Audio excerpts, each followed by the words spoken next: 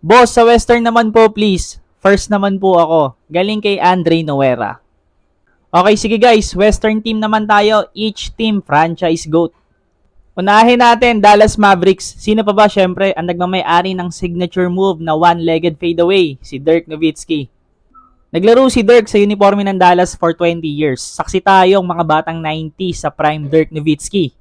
During his prime noong 2007 ay nakakuha nga siya ng season MVP where he averaged 24 points per game. After so many disappointments during postseason, nakakuha din naman siya ng kampeonato noong 2011. Tinalo niya ang Big 3 ng Miami Heat. Compared to the other franchise, Dirk Nowitzki is the only GOAT for Dallas Mavericks. Not even close sa ibang mga player na to. Well, abangan natin si Luka kung tatapatan niya ang pagiging Dallas GOAT ni Dirk Nowitzki. Next franchise natin, Denver Nuggets. Ako pinili ko si Nikola Jokic. Entering 2023 and 2024 season, ito rin yung pang 9th year career ni Nikola Jokic sa uniforme ng Denver Nuggets. Kahit pang 9th year career niya pa lang sa Denver Nuggets, he already established himself as the greatest player of Denver Nuggets, winning 2-time MVP, 4-time All-Star, and 4-time All-NBA. And recently lang, kaka-champion lang with Finals MVP, deserve ni Nikola Jokic maging Denver Nuggets GOAT. Next one, Golden State Warriors. Syempre, no other than Stephen Curry. Not even close. Respect to Wilt, pero si Stephen Curry ang bumuhay sa franchise ng Golden State Warriors. He led the team to Golden State Dynasty, winning 4 titles in 8 seasons. Isa pa dyan, binago niya ang laro ng NBA. Stephen Curry is the greatest shooter of all time. He changed the game. Ultimo mga sentro, tumitira na sa tres. Next one, Houston Rockets. No other than the Dream, Hakeem Olajuwon. Career achievement pa lang sa Houston Rockets ay mapapasabi ka ng GOAT talaga to ng Houston. Former MVP, 2-time Finals MVP, 12-time All-Star, 12-time All-NBA Team Selection, and 9 Defensive Team Selection. Solid. During his finals appearance nga ay nakatapat niya pa ang one of the best centers din during 90s, Patrick Ewing and Shaquille O'Neal. Neither both of them can match up the greatness of Hakeem Olajuwon. Next team natin, Los Angeles Clippers. Ito medyo tricky. Nahirapan ako kung sino yung pipiliin ko. Pero ako nag-base na lang ako sa career achievements ng Clippers player. Kinuha ko si point guard Chris Paul.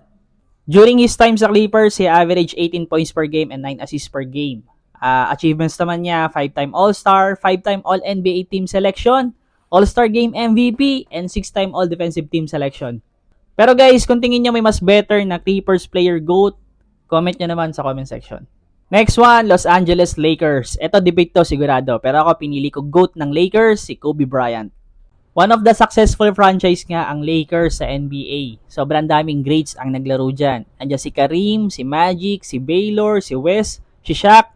Pero ako naging franchise GOAT comparison ko is yung player, a man of Lakers, na naglaro for 20 years. In terms of achievements, no question na yan pagdating kay Kobe. Next team natin, Memphis Grizzlies. Isa pa tong mahirap na team. Pero ako pinili ko dito si Marc Gasol. Well, ang isang pinag-iisipan ko dyan din is si Zach Randolph. Pero naging magkasama kasi sila and mas naging mataas yung mga achievements ni Marc Gasol. He won 3-time All-Star and former Defensive Player of the Year. Ito debate din to kasi hindi to niya deserve ang 2013 Defensive Player of the Year. Comment nyo na lang din guys kung sino ang Memphis Grizzlies GOAT nyo. Wait natin si Ja Morant kung magiging steady ang karera niya sa NBA. Next team natin, Timberwolves. Syempre si Big Ticket, Kevin Garnett. One of the best power forward of all time, KG. For sure, hindi lang ako yung may idol sa player na yan. Career achievements during his time sa Timberwolves, former MVP, 10-time All-Star, 8-time All-Defensive Team Selection, and 8-time All-NBA. Doon pa lang, not even close sa ibang mga naging player ng Minnesota. Next team natin, New Orleans Pelicans o dating New Orleans Hornets. Kinuha ko dyan si Chris Paul. Why Chris Paul again? Well, syempre, during his time sa New Orleans Hornets, naging playoff contender ang New Orleans. Muntik na nga rin siyang manalo ng season MVP noong 2008. Pero mas deserving kasi si Kobe Bryant nun. During his time sa Orleans, nanalo rin siya ng 3 steals title and 2 assist title. Pero sa mga future star guy ni Zion or Brandon Ingram, pwede na lang makuha yon. Pero for now, CP3 is still the New Orleans GOAT. Next team natin, Oklahoma City Thunder. Ako pinili ko dyan si Russell Westbrook. Siguro may magsasabi na ang GOAT dapat ang Oklahoma ay si Ray Allen, Kevin Durant. Pero ako, Russell Westbrook. Sa panahong iniwan siya ni KD, hindi niya pinabayaan ang OKC. Buhat-buhat ni Westbrook ang Oklahoma at nanalo nga siya ng isang MVP. Pero kung sa tingin niyo mas deserving si Kevin Durant, Comment down below. Next one, Phoenix Suns, no other than Steve Nash. One of the best point guard nga yang si Steve Nash during 2000 era. Nanalo siya ng 2 beses na season MVP at playoff contender ang Phoenix Suns. Some of 90s will say na si Charles Barkley ang Phoenix Suns GOAT, pero for me, Steve Nash. Sayang lang din hindi nakakuha ng kampeonato si Steve Nash.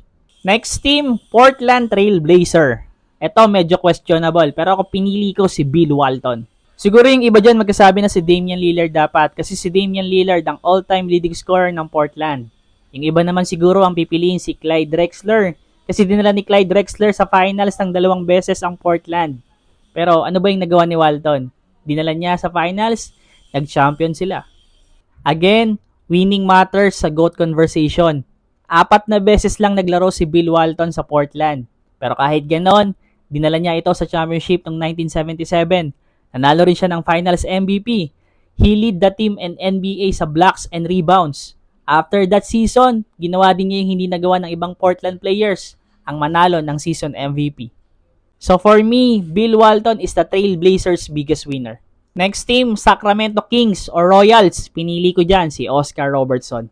One of the best point guard of all time, si Oscar Robertson. Siya ang kauna-unahang NBA player na nag-average ng triple-double sa isang season. During his time sa Sacramento Kings, inanalo siya ng 7 assist title out of 10 season. Sobrang solid nun. E nadala niya ng 6 na beses sa playoffs ang Royals. Hindi nag-champion si Oscar Robertson sa Sacramento Kings, pero kahit na ganon, sementado yung pangalan niya as the GOAT franchise. Tingnan natin in the near future kung merong hahamon sa title niya. Next team, San Antonio Spurs. Syempre, the fundamentals, Tim Duncan.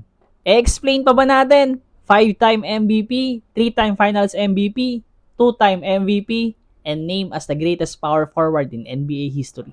Next franchise, Utah Jazz. Syempre, one of the best power forward din, Karl Malone.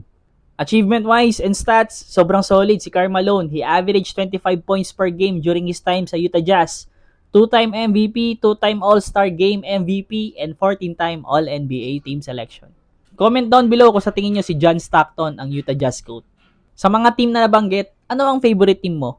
Comment mo naman.